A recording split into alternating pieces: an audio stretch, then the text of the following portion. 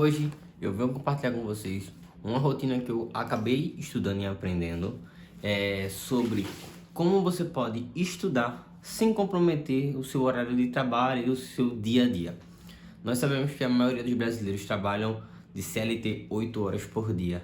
E, por exemplo, quando eu trabalhava CLT, eu pegava um ônibus, pegava dois ônibus, na verdade, dois deslocamentos, ou um ônibus e um metrô para ir para o trabalho, e eu demorava 2 horas para chegar no trabalho, trabalhava 8 horas e depois mais 2 horas para voltar em casa. Ou seja, se você tentasse estudar muito tempo, seu cérebro, eu não conseguia, eu ficava cansado, muito exaustivo.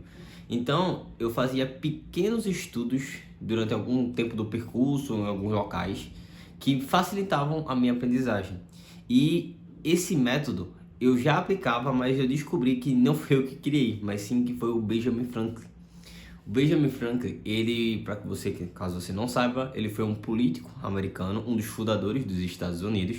Foi o grande inventor, por exemplo, da eletricidade. Foi ele que estudou e disponibilizou e botou em escrita o que é eletricidade, como ela se aplica. Foi ele que foi o pensador de tudo isso e foi ele que criou esse método. Benjamin Franklin acreditava exatamente nesse sentido de pensamento. Deixa eu fazer uma analogia para que você entenda. Imagine que você tem um cofrinho, um porquinho de cofrinho, e que todo dia você vai pegar uma moeda de R$ 1 e colocar nesse cofrinho. Vai chegar uma hora, um determinado tempo, que se você colocasse, por exemplo, vamos botar durante de segunda a sexta, R$ 1 todo dia, em um ano você já teria R$ 260 de moedas. Então, o Benjamin Franklin acreditava que o estudo, a inteligência e a sabedoria não era algo fixo, que você nascia ou que você aprendeu, mas sim que ele é expandido, que você consegue desenvolver com o tempo. Então, baseado nisso, que ele criou essa rotina de estudos de você estudar 1 hora por dia.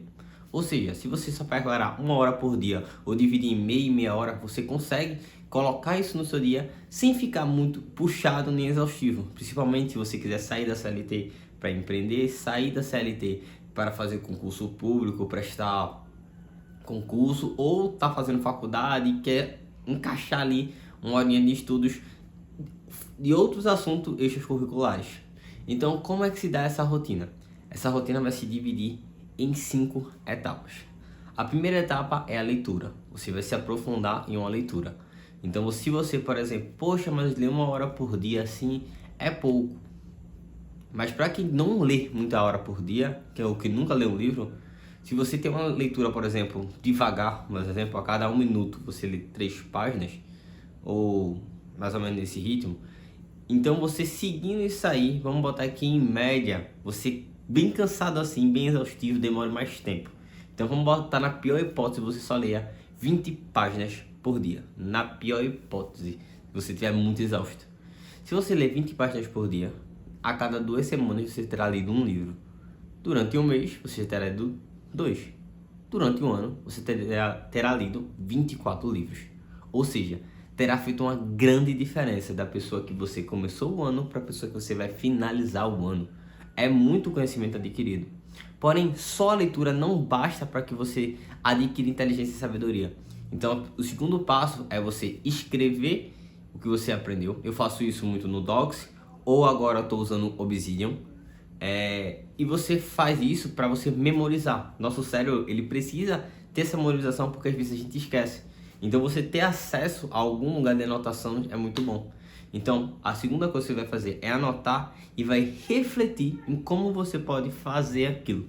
Então, aquele assunto que você está estudando, você tem que refletir sobre aquilo, pensar exatamente, botar o seu cérebro para refletir e pensar, para que você consiga criar novos, vamos botar assim, novas ramificações de conhecimento dentro do seu cérebro. Mesmo que o seu cérebro é uma construção de uma via, um caminho. Então, esse caminho aqui você tem essa linha de construção de conhecimento.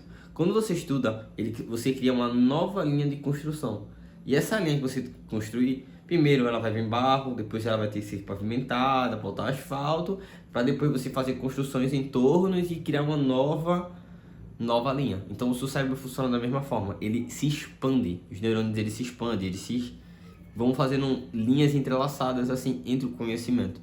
Então a segunda coisa que você vai ter que fazer é exatamente, você tem que escrever o que você aprendeu, fazer um pequeno resumo baseado em tópicos, e depois desse pequeno resumo em tópicos, você vai pegar cada um e vai refletir sobre aquele assunto. A terceira coisa que você tem que fazer é discutir sobre aquele assunto.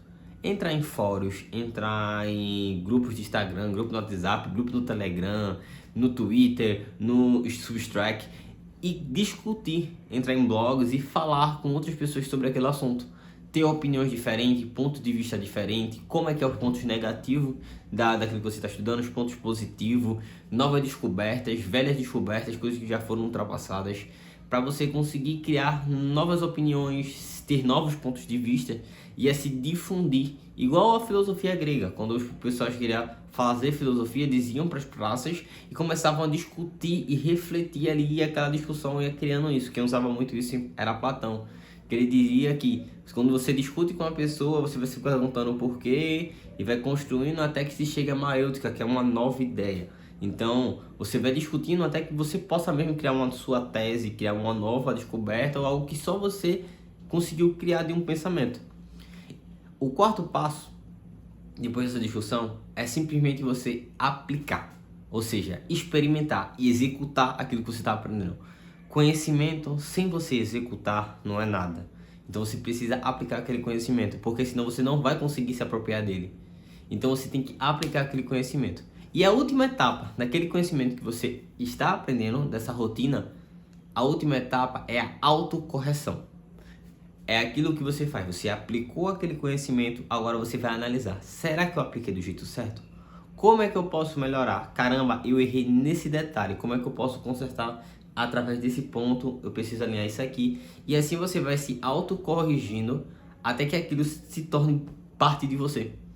Então, baseado em tudo isso, essa é a rotina que Benjamin Franklin popularizou, que é chamada de método das 5 horas. Onde você vai estudar, separar 1 hora por dia para aprender deliberadamente várias coisas novas. E assim, por exemplo, se você imagina assim, mas pô, só 1 hora por dia, só de segunda a sexta, não precisa ser sábado ou domingo, só são 5 horas. E só 1 horinha por dia, que já é o suficiente, em 1 ano você terá 260 horas de estudos. Então é muito tempo, é muitos livros lidos, é muitas coisas decorridas de tempo, é muito acúmulo de conhecimento. Então, deixe sua opinião aqui nos comentários, como você aplicar, se deu certo para você, se não deu certo, e me siga e curta que eu vou trazer mais métodos de estudos, mais métodos de aprendizagem, mais algumas coisas sobre negócios, e sempre se lembre, seu CPF tem que ser maior que o seu CNPJ.